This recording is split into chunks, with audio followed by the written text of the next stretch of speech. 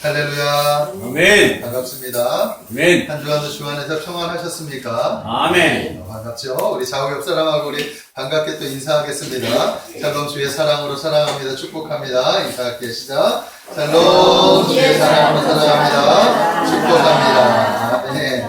안 하신 분들을 향해서 또 인사할게요. 시작. 샬롬 주의 사랑으로 사랑합니다. 축복합니다. 주의 사랑으로 사랑하고 축복합니다. 아멘. 오늘은 추수감사주일이죠. 아멘. 1년에 딱 한 번 드리는 이 절기 예배, 추수감사주일. 오늘은 그래서 본문 말씀을 통해서 우리가 감사하는 사람이 되자, 감사하는 사람이 되자 라고 하는 제목으로 말씀을 전하겠습니다. 오늘도 말씀 가운데 성령의 풍성한 은혜가 우리 성도님들 10년 가운데 충만하게 임하시기를 주님의 이름으로 축복합니다. 아멘. 아멘. 우리 성경에 보면 출애굽기 23장 24절 이하에 보면 하나님께서 이스라엘 백성들에게 세 가지의 절기를 꼭 지켜라 이렇게 명령을 하신 말씀이 있어요. 그러니까 하나님께서 이스라엘 백성들을 구원하시고 난 다음에 하나님의 자녀된 너희들이 세 가지의 절기만큼은 꼭 지켜야 된다 하면서 가르쳐준 절기가 있는데, 첫 번째 절기가 뭐냐면 무교병의 절기예요. 무교병의 절기를 지켜라. 이 절기는 6월절이죠. 애굽에 10가지 재앙을 내릴 때 하나님께서 10가지 재앙을 내릴 때 마지막에 그 죽음의 신이 6월에 그 마지막 재앙을 내렸어요. 그래서 하나님의 어린 양의 피를 문설주에 이렇게 뿌린 문설주에 바른 이스라엘 백성들의 집은 죽음의 신이 뛰어넘어가서 그곳에 재앙이 내리지 않았고, 애굽에는 그 어린 양의 피가 없었기 때문에 애굽의 모든 장자와 짐승들까지 모두 다 죽음을 맞이하는 그런 재앙을 맞이하게 되었죠. 그때 하나님께서 이스라엘 백성들을 죽음의 신에서 건져주셨다. 그래서 6월절이라고 해요. 6월절. 그 6월절을 기억해서 지켜라. 이렇게 말씀을 하셨다라는 거예요. 또 두 번째는 무슨 절기를 지키냐? 맥추절을 지켜라. 맥추절은 오순절이라고 해요. 6월절에서부터 7절이라고도 하고 오순절이라고도 하는데, 이 맥추절은 밭에서 씨앗을 뿌리면 맨 처음에 나는 소출이 있어요. 그 소출에 대한 열매를 가지고 하나님께 감사하라. 그래서 이게 아마 맥추절 감사절로 우리가 드려지는 그 감사절기예요. 그래서 이 전반기 때는 우리가 맥추절로 예배를, 감사 예배를 드리게 되는데, 또 마지막 세 번째는 뭐냐면 수장절을 지켜라. 이 수장절이 뭐냐면 바로 추수감사절의 기원이 되는 겁니다. 그러니까 한 해 동안 수출한 1년 농사를 하고 난 다음에 먹고 남은 그런 모든 소출을 이제 그 창고에 이렇게 저장을 하게 되죠. 그 저장을 하면서 하나님께서 이스라엘 백성들에게, 또 여러분들에게, 하나님의 자녀들에게 베풀어 주신 1년 동안의 이 놀라운 축복을 감사하는 마음에 그 절기를 지켜라. 이렇게 하나님께서 그 절기를, 세 가지의 절기를 지키라고 이렇게 말씀을 했다라는 것입니다. 바로 오늘은 이 수장절, 바로 추수감사절. 1년 동안, 한 해 동안 우리의 삶을 지키시고, 또한 보호하시고, 또 우리가 수고하고 땀을 흘려서 맺었던 그 결실에 맞아서 창고에 차곡차곡 모아드리고, 우리의 그 저금통장에 또 하나님께서 은혜의 그 소출을 베풀어 주신 그 모든 것에 대한 하나님의 은혜에 대한 감사를 기억하고 그 마음을 담아 하나님께 예배드리는 감사 주일이란 말입니다. 우리 대한예수교 장로회에서는 이 감사주일을 11월 셋째 주일에 이렇게 드려지게 됩니다. 그래서 우리 백석 대신사나 우리 노회 모든 이 총회 그 교회에서는 11월 셋째 주일을 이렇게 우리가 추수감사주일로 예배를 드리게 되는 겁니다. 그래서 다른 교사들은 11월 둘째 주에 드리는 교사들도 있어요. 근데 그것은 조금씩 차이가 있지만 우리 교단은 11월 셋째 주일날 이렇게 하나님 앞에 추수감사 주일로 예배를 드린다라는 것입니다. 그래서 이 예배가 오늘 하나님의 기쁨의 예배가 되고 감사의 예배가 되기를 주님의 이름으로 축복합니다. 아멘. 자, 우리가 살아가다 보면 은혜에 반응하는 세 종류의 사람을 만날 수가 있습니다. 누군가 은혜를 받았어요. 그런데 은혜를 받았는데 그것에 대해서 반응하는 세 종류의 사람. 첫 번째는 어떤 사람이 있느냐 하면 은혜를 입었는데 은혜를 모르는 사람이 있다라는 것입니다. 자, 이 사람은 성경의 롯과 같은 사람이에요. 자, 롯은 누구냐면 아브라함의 조카죠. 아브라함의 조카 롯은 아버지를 일찍 여의었어요. 아버지가 일찍 돌아가셨습니다. 그래서 삼촌 이 아브라함의 보호를 받아서 자랐다라는 것입니다. 그래서 아브라함 밑에서 아브라함 밑에서 이렇게 롯이 자라게 됐는데 하나님께서 아브라함에게 나타나셔서 말씀을 하셨죠. 너는 본토 친척 아버지 집을 떠나 내가 내게 지시할 땅으로 가라. 그때 이 조카 롯도 아브라함을 따라 쫓아간 거예요. 자, 그래서 함께 이렇게 아브라함과 함께 그 길을 걸어갔는데 롯이 이제 장성을 해서 가정을 이루었죠. 그리고 재산도 많이 이렇게 늘어났습니다. 자, 그랬더니 한 가지 어떤 사건이 일어나느냐? 아브라함의 종들과 자신의 종들이 자꾸 다툼이 일어나는 거예요, 다툼이. 이제 재산이 늘어나니까 영역이 자꾸 좁아지는 거죠. 한 곳에서 같이 머물기에 그 지역이 너무 좁다 보니까 자꾸 다툼이 일어나는 거예요. 그때 아브라함이 이 조카 롯에게 뭐라고 얘기하느냐? 이제 우리가 헤어질 때가 되었구나. 그러니까 네가 선택을 해라. 네가 좌쪽으로 선택을 하면 내가 우쪽으로 가고 네가 우쪽으로 선택하면 내가 좌쪽으로 선택을 하겠다. 그러더니 조카 롯이 먼저 선택을 해라. 이렇게 양보를 했습니다. 자, 보통 사람들 같으면 이럴 때 어떻게 하느냐? 우리 같은 경우는 이러겠죠. 아닙니다. 어떻게 우리가 헤어질 수 있습니까? 여기까지 어떻게 우리가 같이 왔는데 조그마한 이런 다툼 때문에 우리가 헤어질 수 있습니까? 제가 우리 종들에게 잘 이렇게 얘기해가지고 다시는 다투지 못하도록 내가 좀 엄하게 이야기하겠습니다. 보통 같으면 이렇게 이야기하는 게 맞죠. 아니면 그게 안 된다고 하면 그래요. 그렇게 이 선택권을 이야기했을 때 아니에요. 제가 어떻게 먼저 선택할 수 있습니까? 삼촌이신 아브라함이 먼저 선택하면 제가 그 다음에 선택을 하겠습니다. 이렇게 이야기하는 게 보통 우리가 은혜 받은 사람들의 모습이라는 거예요. 자, 그런데 조카 롯은 아브라함이 이렇게 선택권을 이야기하자 아무런 고민도 하지 않아요. 그리고 의견을 고려하지도 않고 자기가 눈을 먼저 딱 돌아보더니 와, 저것이 좋겠다 해가지고 자기 눈에 좋아 보여지는 곳에 소돔과 고모라 그쪽을 선택하고 먼저 길을 떠나게 되었다. 성경 우리에게 그런 모습을 보여주고 있다는 것입니다. 자, 이런 선택의 모습이 어쩌면 은혜 받은 사람이, 그 은혜 받은 사람, 은혜를 받았던 그런 사람의 모습이 아니다라는 것을 우리가 알 수 있죠. 전형적으로 이런 사람들을 가리켜서 은혜를 입고도 은혜를 모르는 사람입니다. 자, 우리는 이런 사람이 되어서는 안 되겠다라는 것입니다. 아멘? 자, 두 번째는 어떤 사람이냐? 한술 더 떠요. 은혜를 원수로 갚는 사람이 있다라는 것입니다. 은혜를 받았는데 원수로 갚는 사람. 어떤 사람이냐면 성경에 나오는 가론 유다 같은 사람이에요. 자, 예수님께서는 12 제자들을 이렇게 택하셨어요. 그리고 그 제자들에게 똑같이 사랑을 베푸시고 똑같이 그들을 신뢰했어요. 그들 허물을 다 품고 그들을 끌고 갔다라는 것입니다. 특별히 유다도 마찬가지예요. 예수님은 유다를 사랑했고 유다를 특별히 신뢰했어요. 그래서 유다에게 무엇을 맡겼느냐 하면 제자들이 그러니까 이 사역을 하는데 필요한 모든 재정적인 부분들을 유다에게 맡겼다라는 거예요. 돈주머니를 맡긴 것은 그만큼 그를 신뢰했기 때문이라는 것입니다. 자, 그러나 이 유다가 어떻게 했느냐? 예수님이 이제 마지막 공생애를 마치고 십자가에 대한 이야기를 하게 했을 때 자신의 뜻과 맞지 않는다고 했어요.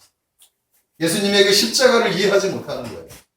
그래서 마지막에 예수님을 은 30에 팔아버리는 그런 배은망덕한 짓을 한다라는 거죠.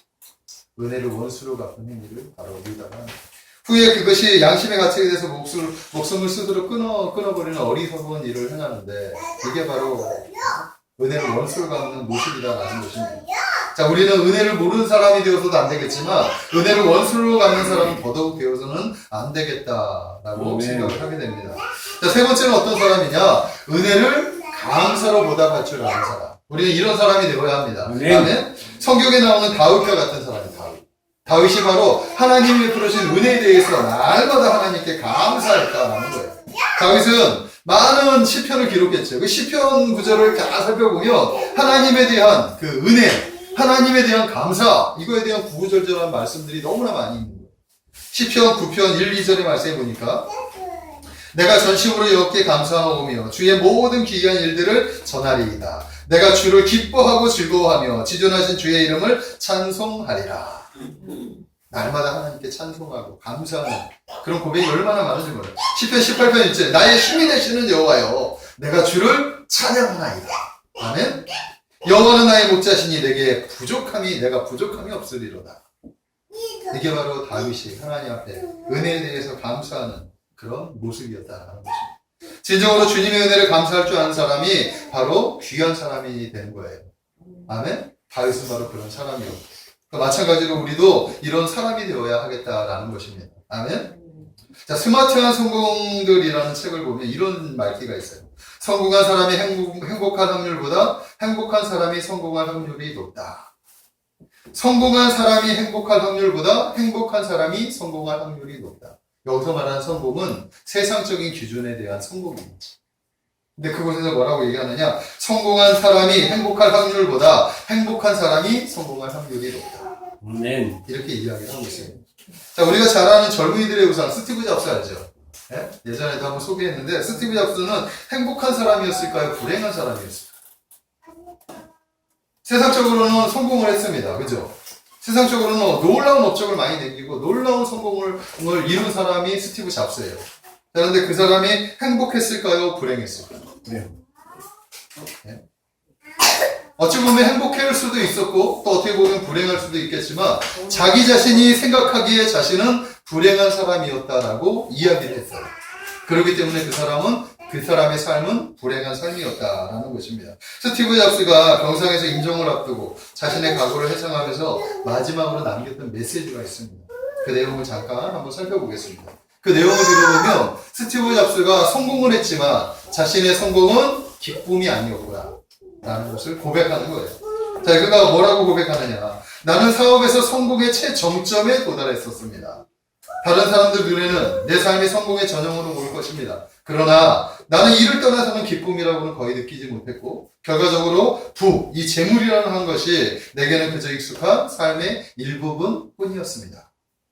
지금 이 순간에 병석에 누워 나의 지난날의 삶을 회상해보면 내가 그토록 자랑스럽게 여겼던 주위의 갈채와 막대한 부는 임박한 죽음 앞에서 그 빛을 잃어버렸습니다. 그리고 그 의미도 상실해버렸습니다. 어두운 방 안에서 생명 보조장치에서 나오는 푸른 빛을 물끄러미 바라보며 낮게 웅웅거리는 그 기계 소리를 듣고 있노라면 죽음의 사자의 손길이 점점 가까이 다가오는 것을 느낍니다.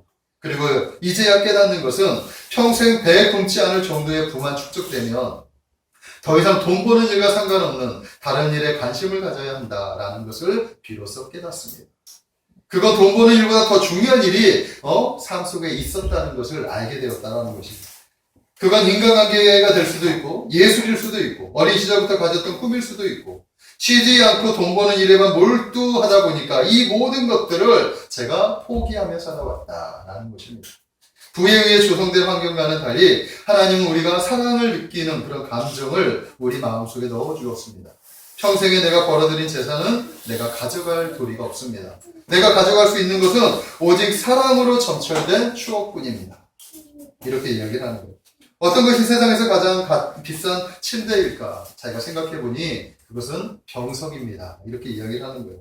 우리는 운전수를 고용하여 우리 차를 운전할 수 있게 할 수도 있고 직원을 고용해서 우리 돈을 벌게 할 수도 있지만 고용을 하더라도 다른 사람에게 병을 대신 앓게 해줄 수는 없다라는 것입니다. 물질은 잃어버리더라도 되찾을 수 있지만 절대 되찾을 수 없는 게 하나 있는데 그게 지나버린 나의 삶입니다. 현재 당신이 인생의 어느 시점에 이르렀든지 상관없이 때가 되면 누구나 인생이란 무대의 막을 내리는 날을 맞이하게 될 것입니다. 그때 이것을 꼭 기억하십시오. 가족을 위한 사랑과 부부 간의 사랑 그리고 이웃을 향한 사랑을 귀중히 여기십시오. 자신을 잘 돌보기를 바랍니다. 마지막으로 이웃을 사랑하시기를 바랍니다. 이렇게 마지막 메시지를 남겼다라는 겁니다. 자, 그러니까 스티브 잡스의 마지막 메시지는 결국 자신은 돈의 노예였다. 그죠? 돈을 벌기 위해 일평생 살아갔지만 그것을 후회한다라는 내용을 담고 있다라는 거예요. 그러니까 마지막 갈 때는 재물도 가져갈 수 없고 오직 아름다운 사랑했던 일들, 그런 추억들만 가져갈 수 있고 마지막 이제 자신의 생에 얼마 남지 않은 그 시점에 와서 비로소 자신의 삶을 깨달았는데 가장 중요한 게 무엇인지 그는 비로소 깨닫게 되었다라는 것입니다. 그러나 그보다 더 중요한 게 있죠.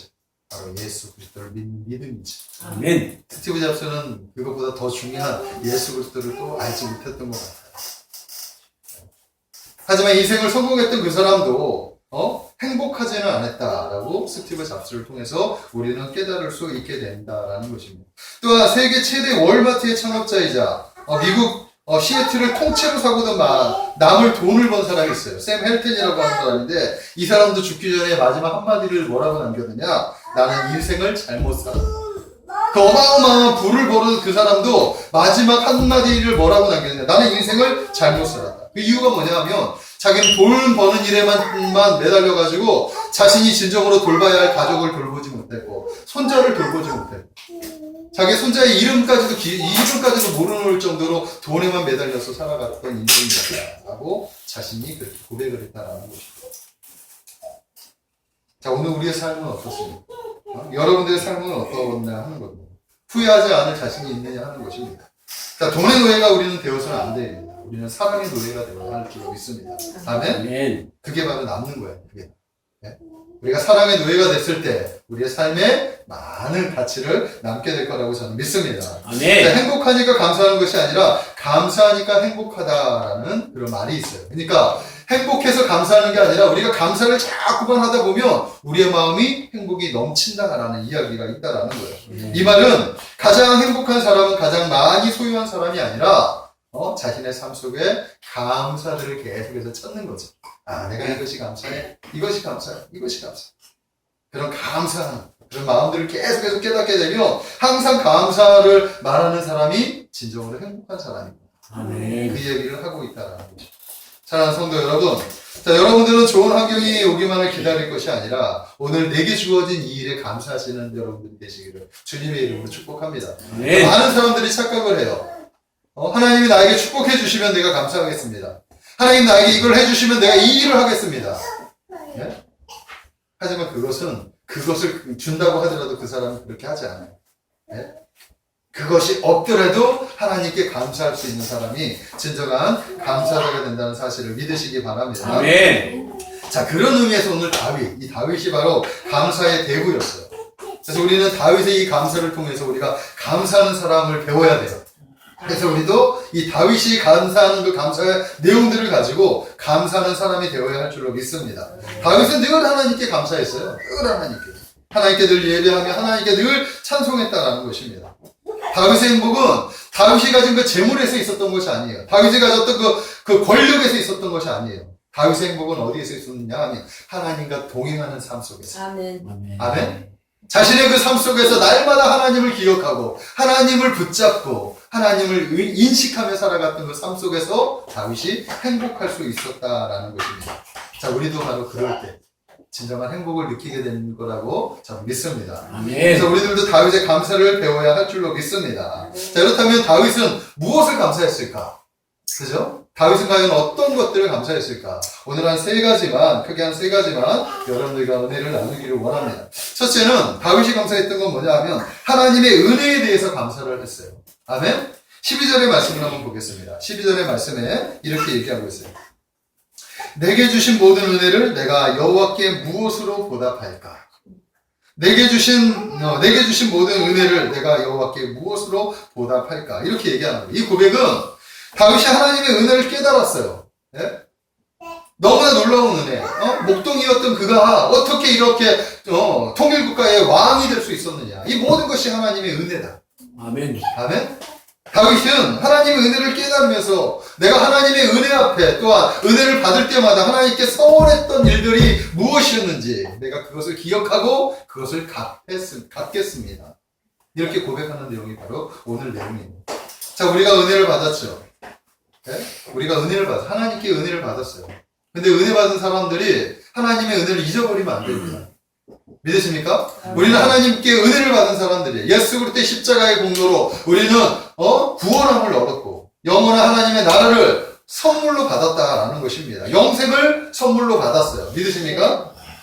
자, 그런 사람들이 먼저 해야 될 일이 뭐예요? 하나님 앞에 감사해야 돼요. 은혜 받은 사람들의 대표적인 특징이 뭔지 알아요?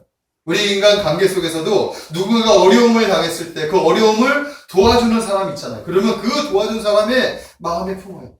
하나님이 나를 도와줘. 저 사람 너무 감사해. 저 사람이 허물이 있다 하더라도 그 사람은 은혜 받은 사람은 그 사람에 대해서 감사하는 그런 마음들을 갖게 되는 거예요. 믿으십니까? 마찬가지로 우리도 하나님께 은혜를 받았죠. 그러면 하나님에 대한 감사하는 마음이 날마다 넘쳐야 될 줄로 믿습니다. 아멘. 아멘? 그것이 우리가 은혜 받는 사람들의 모습이라는 거예요. 자, 큰 수술을 하고 태어난 한 집사님이 이런 고백을 합니다. 그가 건강했었죠. 건강했었는데 어느 날 갑자기 아주 위중한 그런 병에 걸려가지고 응급실에서 아주 큰 수술을 하게 되었습니다. 자신은 30년 동안 주일 한 번 범하지 않고 믿음 생활을 했다고 합니다. 이것이 자신의 의지요, 자신의 결심이요, 자신의 노력인 줄 알았는데 어느 날 새벽, 주일 새벽 날 갑자기 쓰러져가지고 응급실에 쓸려가가지고 사경을 헤매다가 큰 수술을 맞이했어요. 그때 그가 깨달은 것이 뭐냐? 내가 건강을 잃어버렸더니 하나님께 내가 30년 동안 내 의지로, 내 결심으로, 내 노력으로 하나님께 예배를 드린 줄 알았더니 그게 아니고 하나님이 나에게 건강이라고 하는 그 선물을 주셨기 때문에 내가 하나님 앞에 이렇게 예배를 드릴 수 있었기. 아멘. 병원에 가서 그는 설교를 들을 수가 없었어.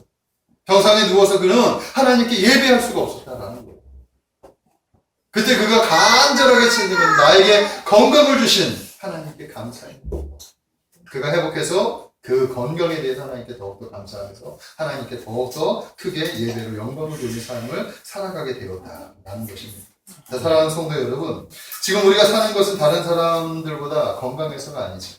바로 하나님께서 우리에게 은혜를 베풀어 주셨기 때문에 우리가 지금 이렇게 건강하게 살아갈 수 있게 되었다라는 것입니다. 아멘. 이것이 하나님이 베풀어 주신 은혜예요, 은혜. 하나님은 우리의 모든 삶 속에 개입하셔서 눈동자같이 지키시고 하나님 우리의 삶 속에 우리가 필요한 모든 것들을 하나님께서는 공급해 주시고 네? 때로는 막을 것은 막아주시고 열을 것은 열어주시고 우리를 훈련시키시고 우리를 이끌어 가신단 말입니다. 모든 것이 하나님의 은혜라는 사실을 우리가 믿어야 할 줄로 믿습니다. 그 은혜를 다윗은 일평생 살아가면서 마지막 네? 하나님 자신의 그 모든 업적 뒤에 이 모든 걸음 가운데 하나님께서 함께 하셨고 하나님 이 모든 것이 하나님의 은혜구나 이렇게 고백을 하면서 하나님 앞에 내가 무엇을 해야 되느냐 이 고백이 바로 오늘의 고백이에요. 하나님 내게 주신 은혜를 무엇으로 보답하면 좋겠습니까? 아멘? 우리도 이런 고백이 있어야 될 줄로 믿습니다. 구원의 잔을 들고 하나님의 이름을 부를 것입니다. 아멘? 바로 이런 고백을 우리가 해야 된다는 것입니다. 성숙한 신앙인들은 하나님의 은혜를 깨닫고 보답하는 사람이 되어야 하는 거예요. 보답이란 무엇입니까? 받는 것이 아니라 보답은 내가 있는 것을 이제 하나님 앞에 드려지는 거예요. 감사로 드려줄 수 있는 거. 이게 보답이죠. 하나님의 은혜를 무엇으로 보답할까 생각했더니 그래 내가 하나님 앞에 은혜를 받을 때마다 소원했던 것들이 있었지 내가 그것들을 하나님 앞에 소원한 것들을 갚아야 되겠구나. 이게 바로 다윗이 하나님 앞에 은혜에 대한 반응이었다라는 것입니다. 아멘? 우리도 이런 은혜가 있어야 할 줄로 믿습니다. 아멘? 우리의 삶 속에 하나님께서 우리에게 베풀어 주신 순간순간마다 베풀어 주셨을 때에 그 은혜들이 있었을 거예요. 네? 저도 마찬가지로 은혜들이 있었죠. 그 은혜를 받을 때마다 하나님 앞에 이렇게 몇 가지 소원을 했던 것들이 있었을 거예요. 오늘 우리가 그것들을 찾아가시기를 주님의 이름으로 축복합니다. 우리가 어려웠을 때, 우리가 힘들었을 때 하나님께서 이것을 도와주시면 제가 이것을 하겠습니다. 했던 그런 소원들 있죠. 그것들을 기억해내시기를 주님의 이름으로 축복합니다. 그래서 그것들을 하나님 앞에 이렇게 갚을 수 있는 여러분들이 되기를 주님의 이름으로 부탁을 드립니다. 성경에 한나가 그랬죠. 한나가 사무엘을 주면 제가 사무엘을 하나님 앞에 드리겠습니다. 입다가 소원한 것을 하나님 앞에 바쳤다라는 것. 이것이 바로 은혜 받은 자의 모습이다라는 것입니다. 자, 로펠러죠, 로펠러. 로펠러는 가난한 집안에서 태어났어요. 근데 그가 세계적인 부자가 된 사람이 되었습니다. 31살 때 100만 불의 순이익을 나오고 43살 때는 미국에서 제일 큰 회사를 이렇게 소유하게 됐어요. 그리고 10년 만에 억만장자라고 하는 세계 제일의 부호가 되었습니다. 자, 그런데 그가 부자가 되는 그런 과정 속에서는 하나님이 없었어요.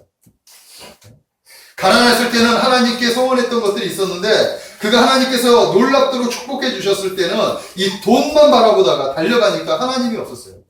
수단 방법을 가리지 않고 돈에 혈면이 돼가지고 얼마나 불법적인 방법으로 돈을 이렇게 착취했는지 몰라요. 그래서 세계 억만장자, 세계 최고의 부자가 된 게 바로 록펠러였다라는 거예요. 그런데 50 몇 살 때 되니까 알로페시아라고 하는 병에 그가 걸려버린 거예요. 이 병은 어떤 병이냐? 머리카락이 다 빠지고 눈썹이 빠져요. 온몸이 말라서 죽어버리는 병이에요. 이 병에 걸린 사람은 1년도 못 살고 죽음을 맞이한다라고 이렇게 이야기를 합니다. 그러니 이사가 그에게 얘기하죠. 당신은 이제 1년도 못 살게 될 것입니다. 그러니까 생을 잘 정리하십시오. 이렇게 이야기를 했어요. 그때 록펠러가 뭘 생각했느냐. 자신이 어려웠을 때, 내가 정말 어려웠을 때 하나님께서 나에게 은혜를 베풀어 주셨는데 제가 그 은혜를 잊어. 내가 그때 하나님 앞에 서운했던 것들이 있었는데 내가 11조 생각, 내가 하나님께서 내게 큰 은혜를 베풀어 주면 내가 교회 나갈 수 있고 또 학교도 짓고 여러 가지 사회의 다양한 일들을 할 것이다 라고 하는 그런 소원들을 했었는데 그것들을 그동안 잊어버리고 있었구나. 그러더니 다시 한번 하나님 앞에 재원식을 하게 되고요. 그리고 나서 서운한 대로 그는 그때부터 하나씩 교회를 세워나가기 시작합니다. 예배당을 세워나가는데 자그마치 일생 동안 4,928개 5,000개가 되는 교회를 세운 거예요. 놀랍죠? 그리고 나서 24개의 대학을 세웠어요. 와, 그러니까 업적이 대단합니다. 이후 그의 의사의 진단과는 상관없이 그가 98세까지 이렇게 건강하게 살아갈 수 있었다라고 이야기를 하는 거고. 아멘. 록펠러는 엄청난 부를 누리면서도 그 전환점을 맞이했어요. 전환점. 하나님의 은혜를 다시 깨닫게 되는 그 순간 자신이 서원했던 것을 기억하고 그 서원한 삶을 살아갔더니 하나님께서 그의 삶을 새롭게 변화시켜 주시더니 정말 이렇게 정말 가치 있는 인생으로 바뀌어지는 그런 삶을 살게 되었다. 다윗도 마찬가지예요. 하나님께 서원한 것들이 있었어요. 그리고 나서 다윗은 하나님께 성전을 짓기를 원했습니다. 그러나 하나님께서 다윗의 성전을 받지 않으셨어요. 너희 아들 솔로몬에게 내가 성전을 받겠다. 그럼 제가 하나님 성전을 짓는 그 모든 것을 제가 그것을 준비하겠습니다. 다윗은 그때부터 솔로몬이 성전을 지을 수 있도록 예루살렘 성전을 지을 수 있는 모든 재료부터 시작해서 모든 것들을 다 준비하는데 남은 인생을 다 투자했고 그래서 다윗의 아들 솔로몬이 하나님의 성전을 아름답게 지을 수 있게 되었다는 것입니다. 아멘. 이게 하나님 앞에 은혜를 받은 사람들의 모습이다라는 거예요. 저는 여러분들이 이런 마음을 가지고 살아가시길 주님의 이름으로 축복합니다. 그럴 때 하나님께서 여러분들을 더욱더 크게 축복해 주실 거라고 믿습니다. 아멘. 자, 두 번째는 뭐냐면 고난에서 구원받는 것에 대해서 감사했다라는 것입니다. 13절에 보니까 내가 구원의 잔을 들고 여호와의 이름을 부르며 이렇게 이야기하고 있어요. 다윗의 감사는 역경중에 드리는 감사였습니다. 8절에 보니까 건지셨나이다. 이 건지셨나이다가 뭐냐 하면 이 말은 끌어내다, 빼내다, 구원하다는 뜻이죠. 그러니까 자신의 힘으로는 도저히 감당할 수 없는 어떤 수렁에 빠졌을 때, 어떤 어려움에, 역경에 빠졌는데 그때 하나님께서 그럴 때마다 건져주시죠. 그 건져주신 은혜에 대해서 이 다윗이 감사했다라고 이야기를 하는 거예요. 그래서 다윗은 사망의 음침한 골짜기를 다닐지라도 나이가 해를 두려워하지 않을 것은 주께서 나와 함께 하셨기 때문입니다. 사망 가운데서도 지키시는 하나님, 수렁 속에서도 건지시는 하나님, 이 하나님께 감사를 드린 것이 바로 다윗이었다라는 것입니다. 우리도 이런 고백이 있어야 될 줄 믿습니다. 이미 우리는 건짐을 받았어요. 아멘? 우리는 이미 죄에서 사함을 받았죠. 네? 우리는 이미 죽음으로 달려가는 그 음부로 달려가는 인생이었지만 예수 그리스도 안에서 그 깊은 수렁 속에서 하나님께서 우리를 건져주셨다는 거예요. 이미 우리는 그거 하나만으로도 하나님 앞에 감사할 조건이 충분히 있어야 되는 거예요. 아멘? 우리의 삶이 어떻다 하더라도 이미 우리는 천국이 보장된 삶이에요. 이것이 조금 힘들고 고난하다 하더라도 우리는 이미 하나님께서 건지셨어요. 아멘. 그렇기 때문에 이 건진 것에 대한 감사를 하는 여러분들 되시길 주님의 이름으로 축복합니다. 아멘. 자, 우리가 많이 부른 찬송가 549장은 내 주여 뜻대로 행하시옵소서. 이런 찬양입니다. 이 찬송시의 저자가 누구냐면 슈몰크 목사님이신데, 자, 이 슈몰크 목사님이 어느 날 그 부부가 이제 멀리서 신방을 떠난 거예요. 신방을 다녀왔더니 집안이 어떻게 됐는지 완전히 집이 다 불타가지고 다 타버렸어요. 근데 그 두 부부가 불길한 생각에 그 집더미를 다 이렇게 뒤져보니까 그곳에 자신의 사랑하는 두 아들이 얼굴을 껴안고 거기에 불에 타서 같이 죽어요. 하루아침에 집도 잃고 자녀들도 다 잃어버렸어요. 슈모크 목사 부부는 타버린 두 아들의 시신 앞에서 무릎을 꿇고 망연자실한 채 통곡하며 울기 시작합니다. 그런데 하나님께서 그때 이 목사님께 놀랍게 위로해 주시고 어떤 위로도 되겠습니까? 그런데 목사님 부부에게 위로해 주시죠.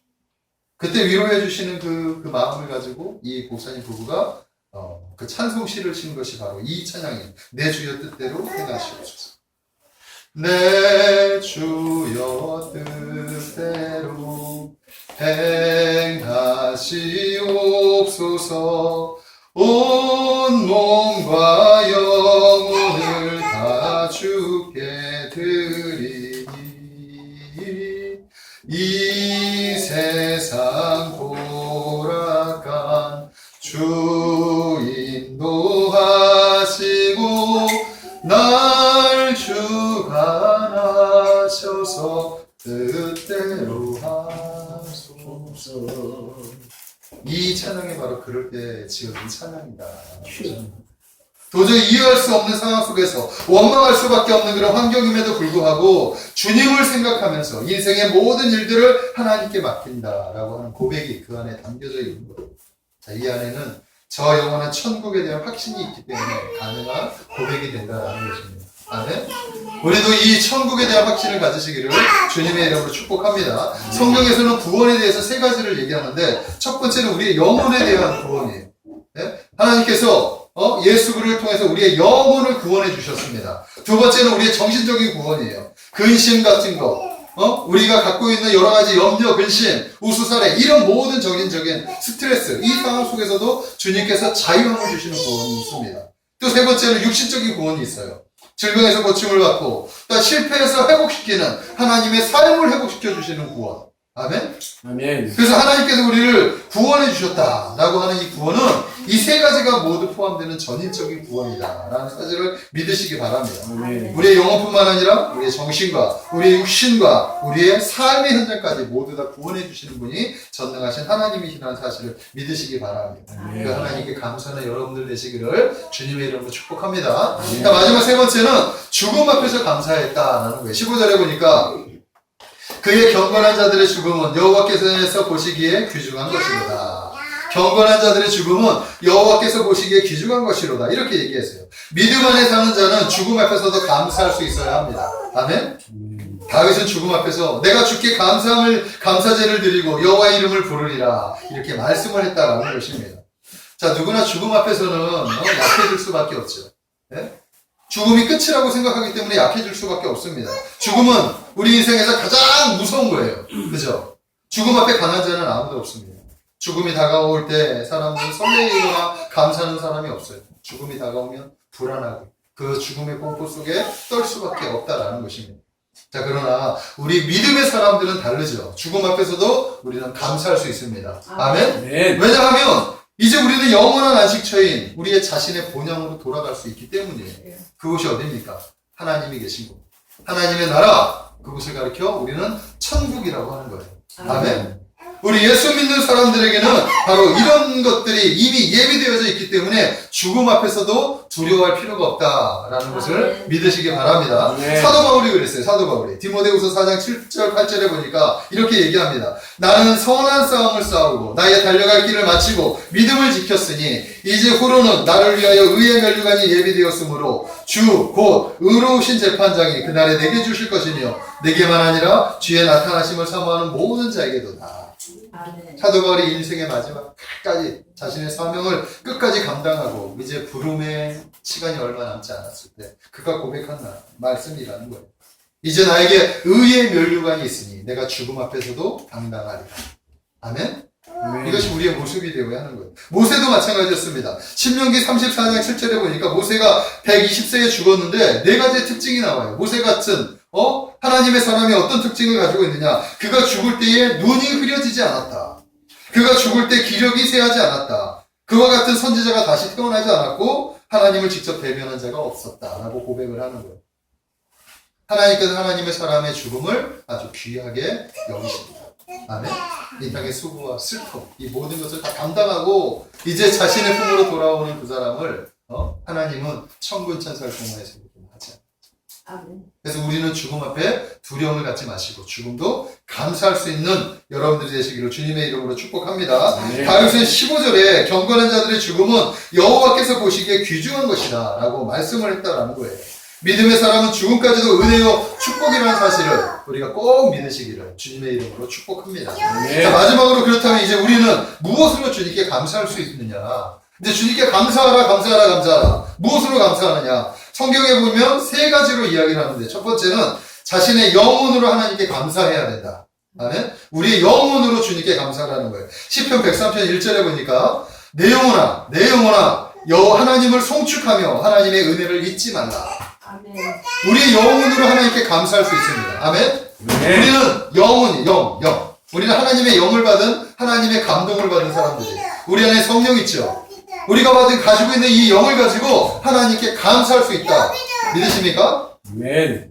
두 번째는 무엇으로 감사하느냐? 마음으로 감사할 수 있어요. 마음으로. 골로새서 3장에 보면 마음의 감사함으로 하나님을 찬양하라.